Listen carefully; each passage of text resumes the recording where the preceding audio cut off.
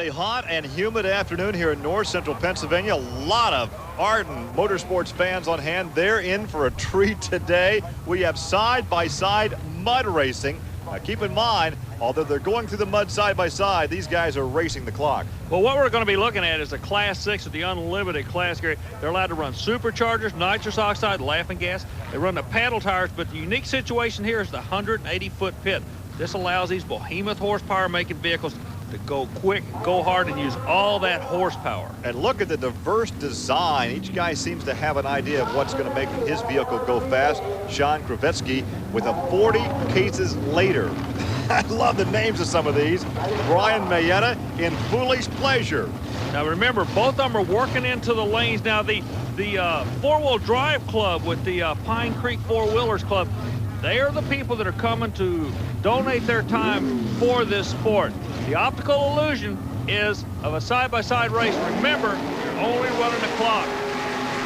I'm impressed. Well, Mayetta will take the quicker of the two times at 3.287. So that becomes the time to beat. That is the standard bearer this afternoon. 3.287 for Foolish Pleasure. And there is the time for Sean, 3.559. Army, we look again. Well, both vehicles drawing number one in their respective lane. Know they got a good, smooth path to go down. Well, we take a look at our second matchup. Dean Crotier in Fireball. And he will be going up against Stephen Abbott in Total Obsession. You know, a minute ago, you mentioned the versatility of the body styles in this sport. The Fireball on the right side, Total Obsession left side, full body vehicle on the left side, a fiberglass replica of a Jeep body on the right side. Neither one of these vehicles supercharged, but they both run the nitrous oxide or laughing gas. They will flat make some horsepower for you, Gary. Good run there for Abbott. And his time is 3.325. That would be second quick, but still not fast enough to take that number one position. And there is the 4.949 for Dean Crotier. What's interesting, we were talking about the scoop tires. Watch the vehicle on the left. He gets up and gets on top of the mud, so to speak. The scoopers are on the rear. They run a 45-degree angle tire on the front to help pull the vehicles straight. Going straight is the biggest problem in this sport, Gary.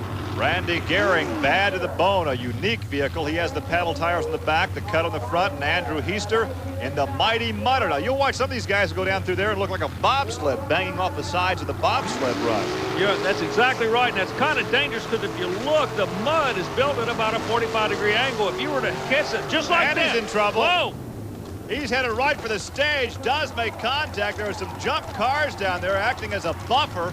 It was just a love tap, didn't hit him too hard, but he was totally out of shape coming out of the mud. Look at his visor, look how muddy he is. That's exactly what I was talking about. They cut the trackers about a 45-degree angle on the side. When he got up on the side, he was coming out of there. There wasn't anything he could do about it. He's to the left side of the track now. He comes across. It kicks him over, you're right. Right there it is, okay. Army. Now he's in trouble. And look at his visor. He can't see where he's going. He climbs on the brakes, just does hit those junk cars down there. Army, I think as we look at bad to the bone with a 4.254, you have a chance to talk to Andy. We're staying with a guy that took a wild ride. What happened on the other end of the track, Andy?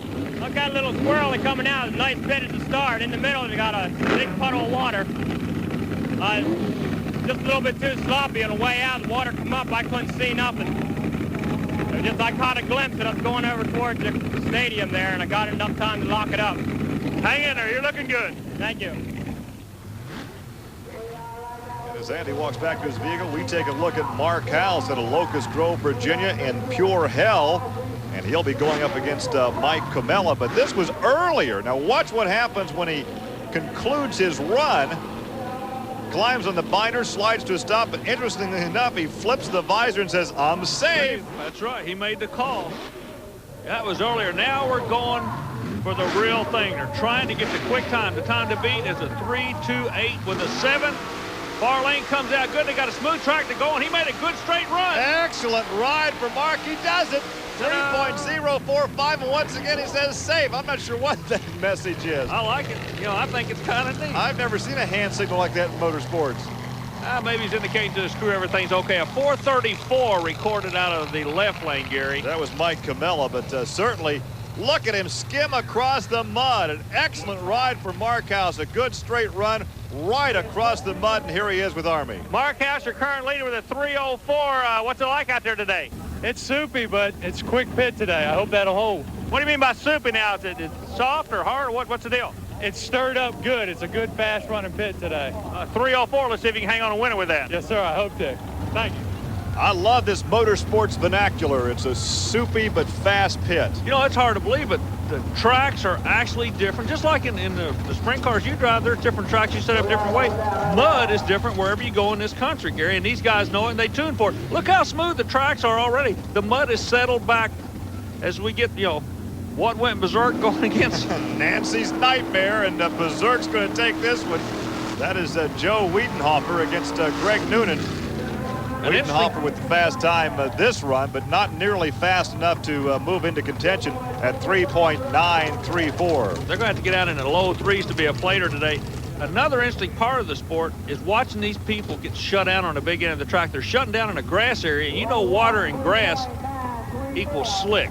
And they're getting them smoothed out. But again, I want you to notice how smooth the track is. It immediately goes back to being flat, and that is an indication. Watch the billiard shot, though, as Greg Noonan bounces off that 45-degree angled wall as the crowd looks on. Once again, it is a very warm day here in north central Pennsylvania. Mark House with the quick one in pure hell at 3.045. Then it's Brian Mayetta and Stephen Abbott. Foolish Pleasure is second. Total Obsession is third. And right now, Brian standing by with Army Armstrong. Brian, you're setting number 2 in a real tough field of vehicles. It's been pretty hot the last 2 weekends with running back in Connecticut here, but it's good competition. How do you feel about it? Yeah, that's what it all comes down to. The best in the sport are here. You're setting number 2. You got to be feeling good. Well, we're trying to hang right in there. Good luck to you. Let's see if it'll hold. Thank you. Well, on a hot day in Pennsylvania, it's any port in a storm. Splash some water my way. We're coming right back. Stay with us.